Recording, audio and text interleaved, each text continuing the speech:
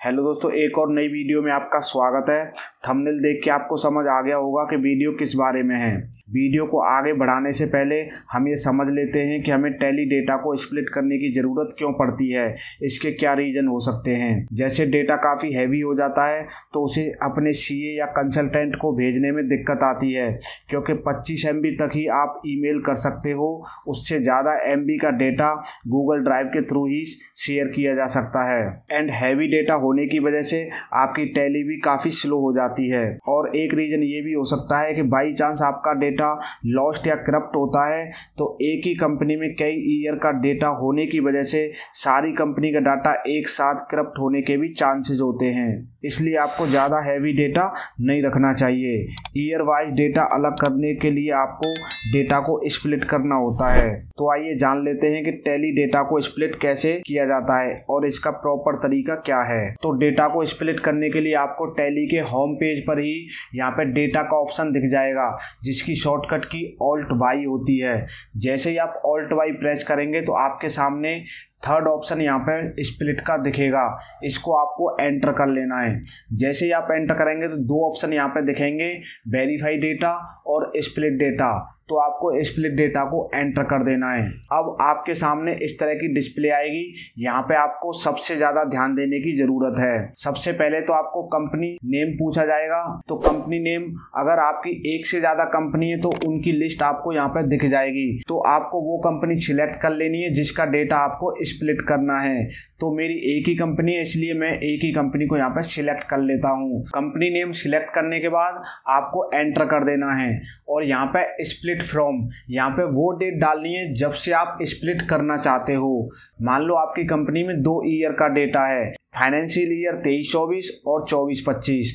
तो आपको 24-25 और 23-24 को अलग अलग करना है। तो स्प्लिट फ्रॉम में आपको 1/4/24 की डेट डालनी होगी और उसके नीचे आपको यहाँ पे देख लेना है कि आपकी कंपनी किस नाम से आएगी। जो आपका 23-24 का डाटा है वो इस नाम से आएगा, टैली कोर्स फ्रॉम 1/4/23। इस तरह से आपकी कंपनी के नाम के पीछे फ्रॉम 1/4/23 इस तरह से डेट आ जाएगी। और जो सेकंड कंपनी स्प्लिट होगी उसका नाम इस तरह से आएगा, मतलब आपकी कंपनी का नाम और उसके बाद फ्रॉम 1/4/24। मतलब ये वाली कंपनी सेकंड कंपनी हो जाएगी जो कि 1/4/24 के बाद का डेटा रहेगा, और ये कंपनी वो वाली कंपनी रहेगी जिसमें फ्रॉम 1/4/23 से डाटा रहेगा। तो 1/4/23 से 31 मार्च 24 तक इसमें डेटा रहेगा और इसमें 1/4/24 से टिल डेट तक का डेटा रहेगा।